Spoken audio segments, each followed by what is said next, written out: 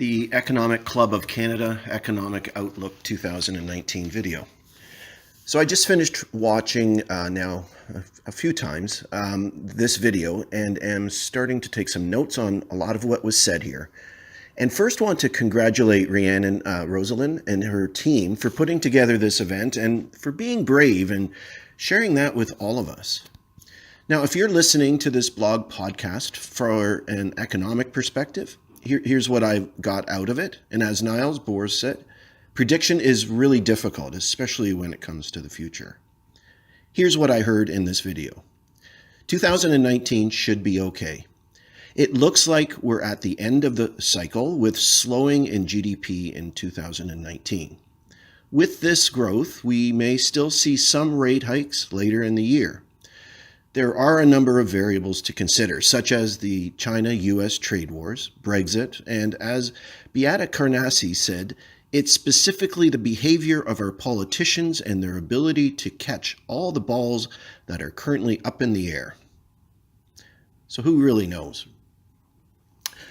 I think we also forget sometimes that all of this stuff, politics and government and the like, that causes us stress, we forget it has been going on for centuries. And I think the time has now come for this generation of financial leaders to realize it's their turn as economists and financial leaders to make the necessary adjustments in our economics to help affect real change.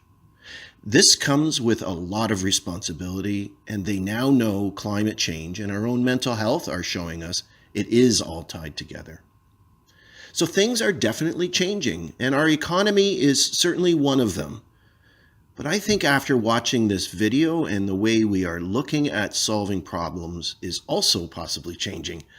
And I'm happy to see that, and that's why I want to blog about this. So what are we going to do? Good question. I have put my best answer forward, but I also think that to better answer this question, to consider what Stefani Marion was talking about. The fact is that we here in Canada are the envy in terms of resources in the world, and we do offer a significant amount in terms of economic and social support. The reason? We have everything you need to survive as a species. A lot of water, a lot of oil, a lot of wood, a lot of rocks. So, well, everything to build a strong economic and social economy. And while it wasn't mentioned, but Canada may be also the safest in terms of a flooded unknown future due to climate change. So yeah, we've got it all. Stefani also mentioned that the future economy is human capital. And on that front, we are attracting some of the best knowledge-based individuals in the world. And while that is a good thing, I found it interesting when he also said it may be at the expense of resources, and indicated that resources are very important and if done responsibly can assist in social and economic well-being as well as fair distribution of wealth within Canada. So if that's the case, I guess the question for me then becomes how we use our resources and how to do this responsibly as well. I also think and believe the Indigenous can help us here. Growing up and now living in Brantford, I lived around Indigenous, but never really got to know them in my community. And I'm glad to begin to do that now in my later life.